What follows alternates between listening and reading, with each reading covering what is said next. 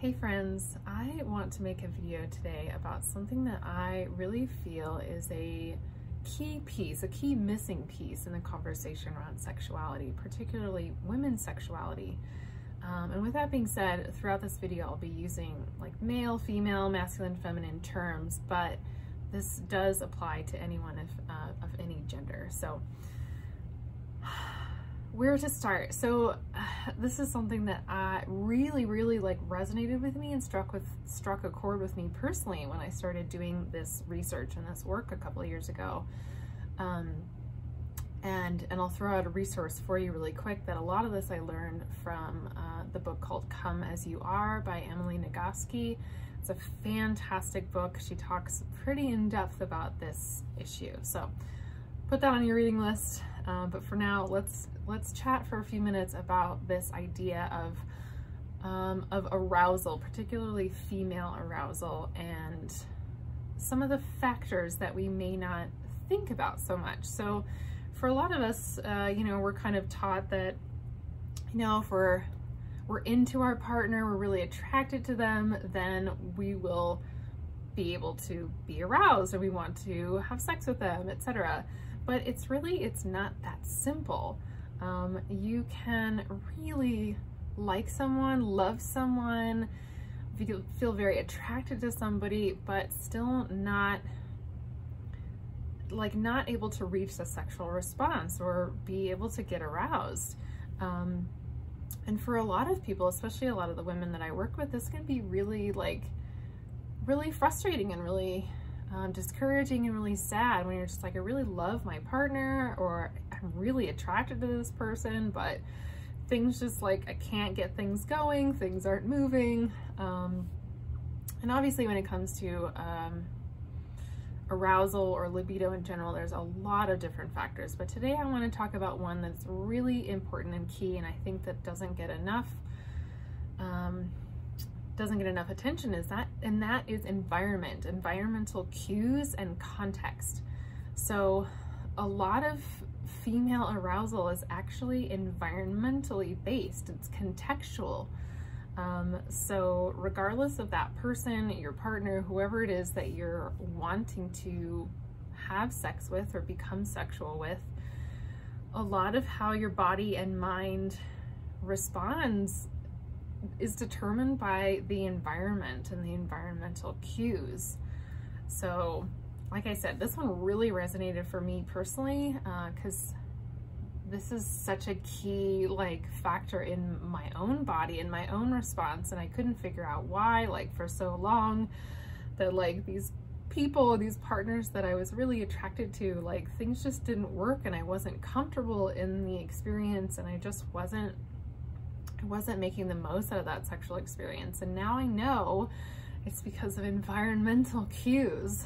So for some examples, so some environmental cues that may be turning you off, and again, this can be conscious, but this is often unconscious responses.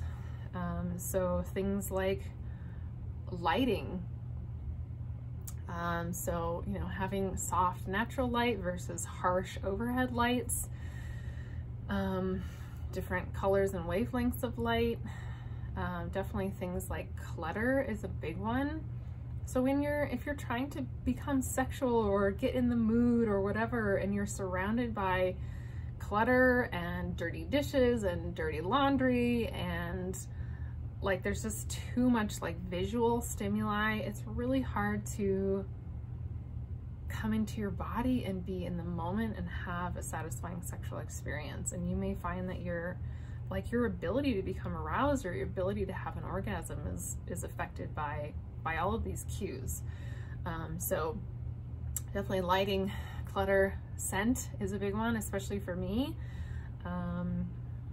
If I smell something that smells a little off or a little musty or moldy or stinky in any way, things just, I'm not gonna feel sexy. I'm not gonna get in the mood if things are smelly.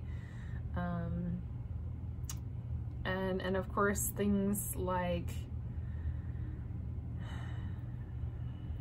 I mean, if you think about anything in the environment, right? Our brains, our eyes, our brains, our nervous system is always constantly like cueing into everything around us. So if you're going into a space that is kind of cold or dark or doesn't have an inviting or romantic atmosphere, it may be hard for you to get in the mood. You know, and a lot of this I could talk a lot about, like, you know, setting up your physical space or your physical environment to invite in greater sexuality, greater experiences in that realm. But just things to think about. So, you know, what again, you may love your partner or like them a lot or are really attracted to them, but, you know, if the space that you are trying to use is not inviting or warm or welcoming, things may not work very well. Even like little things, like if they're wearing an outfit that's really ugly or unflattering, or they have really bad breath, or I'm trying to think of all the examples here, but I think you get what I'm saying. So if you're having a hard time really being present, getting focused, getting aroused in any kind of sexual experience, it may not have anything to do with your partner, how much you care about them. It may not have to do with your body, your physical body. That could be working just fine, but it could be that just you're picking up on cues around you that are stressing you out, or, you know, not allowing you to fully relax.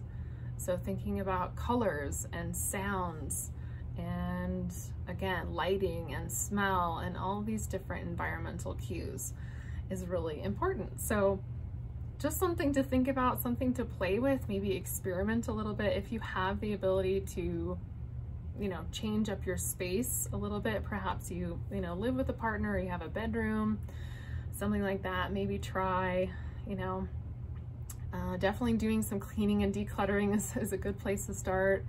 Maybe hanging something different on the walls, or having a different, maybe scented candle, or you know, changing the lighting a little bit. All of those things are going to help when it comes to your sexual arousal and being able to be present. So I hope this was helpful. I know I rambled on a little bit, but I think this is really key, especially, again, when it comes to female sexuality, which is very context, it's contextual, context dependent. So really thinking about those little things that could be telling your brain that, oh, this is not a sexy experience, and instead switching those to be the opposite and helping you to be sexy, be in your body, be in the moment, and be able to be aroused more easily. So again, hope this was helpful. If it was, feel free to give me a thumbs up, and I would love to hear your experiences with this. Leave me a comment below and tell me about maybe an experience where you really liked that person, but like the context and the environment was just terrible and you couldn't get in the mood. Or tell me some ways that you are changing your atmosphere, your environment to encourage greater sex. So again, leave me a thumbs up if you enjoy this video, and don't forget to subscribe for more videos to come. Hope y'all are doing well. Until next time, take care. Bye.